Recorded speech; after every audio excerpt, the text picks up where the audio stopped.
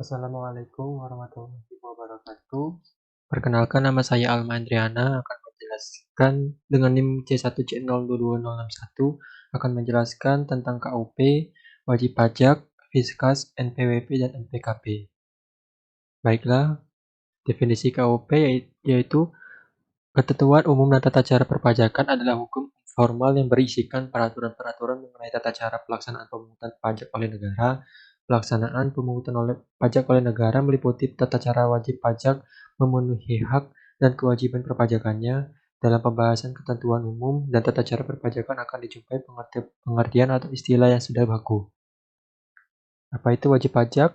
Yaitu orang pribadi atau badan yang menurut ketentuan peraturan perundang-undangan perpajakan ditentukan untuk melakukan kewajiban perpajakan, termasuk pemungutan pajak atau pemotongan pajak tertentu, atau orang atau badan yang telah memenuhi syarat-syarat kewajiban subjektif dan objektif.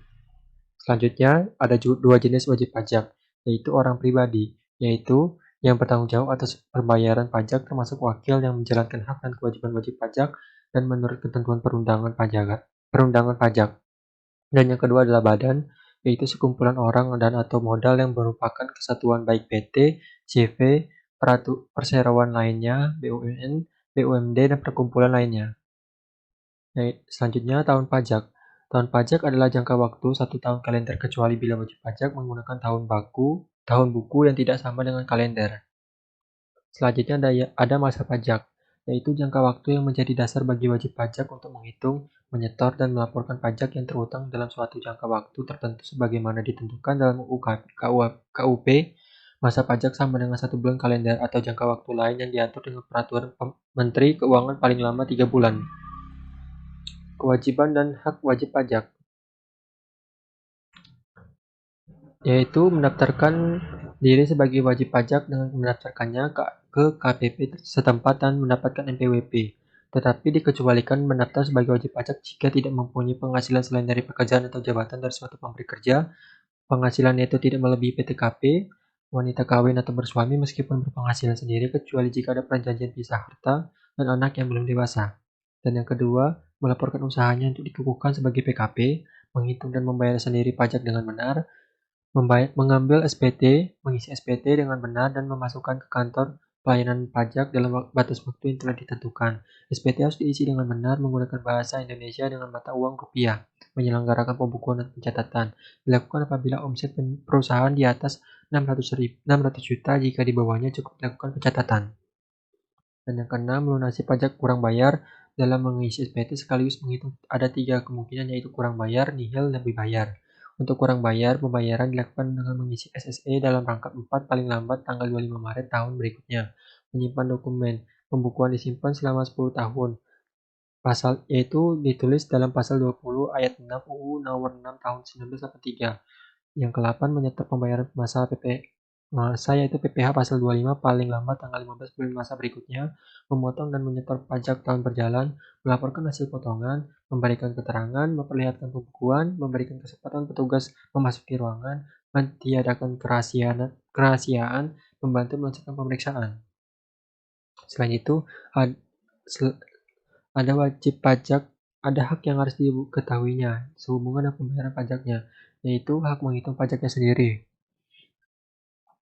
Setelah itu, hak melakukan pembetulan, hak mengajukan permohonan restitusi, hak memperoleh kepastian hukum terhadap restitusi yang dimohon, hak memperoleh surat pemberitahuan, hak mengajukan surat keberatan, hak memperoleh kepastian hukum atas permohonan keberatan, hak menyampaikan mohon banding, hak mengajukan keberatan atas keputusan sanksi, hak memperoleh kepastian hukum atas perkara pajak, hak wajib pajak lainnya. Selanjutnya ada wewenang dan kewajiban Fiskas. Menurut UU Nomor 28 Tahun 2007, menjadi wewenang Fiskas adalah memberikan penyuluhan kepada wajib pajak guna membina kesadaran wajib pajak, melakukan penelitian dan pemeriksaan dengan asas praduga tak bersalah, meliputi verifikasi lapangan maupun di kantor, pemeriksaan di kantor, menindaklanjuti hasil verifikasi atau penelitian dengan menerbitkan surat ketetapan pajak sebagai sanksi administrasi berupa STP, SPKB, SKPBT, SKPN, dan SKPLB, melakukan penyidikan, melakukan penagihan pajak dengan surat paksa, hak mendahului, hak mengurangi dan menghapus sanksi, hak menerbitkan keputusan, melakukan penyegelan, melakukan pengangkatan pejabat. Selanjutnya ada wewenang penyidik pajak, yaitu menerima, mencari, mengumpulkan, dan meneliti keterangan, meneliti, mencari, dan menerima, mencari, mengumpulkan, dan meneliti keterangan atau laporan berkenaan dengan tindak pidana di bidang perpajakan agar keterangan atau laporan menjadi lebih lengkap dan jelas, meneliti, mencari, dan mengumpulkan keterangan mengenai orang pribadi atau badan tentang kebenaran perbuatan yang dilakukan sehubungan dengan tindak pidana di bidang perpajakan, meminta keterangan dan bahan bukti dari orang pribadi atau bahan sehubungan dengan tindak pidana di bidang perpajakan.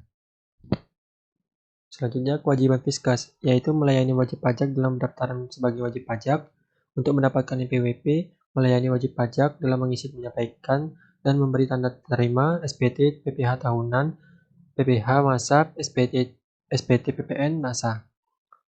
C. Melayani wajib pajak dalam mengajukan keberatan atau banding, melayani wajib pajak dalam menyampaikan permohonan restitusi baik PPh maupun PPN, melayani wajib pajak dalam mengajukan kompensasi, melayani wajib pajak dalam mengajukan permohonan cicilan atas tunggakan, melayani wajib pajak dalam mengajukan pembetulan atas SPT yang telah disampaikan, kewajiban menerbitkan surat-surat keputusan berkenaan dengan permohonan restitusi dan keberatan dalam waktu 12 bulan setelah tanggal surat permohonan.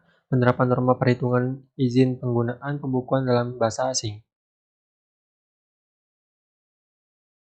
Selanjutnya yaitu kewajiban khusus meliputi kewajiban menerbitkan NPWP sementara dalam jangka waktu 3 hari setelah formulir permohonan pendaftaran diterima.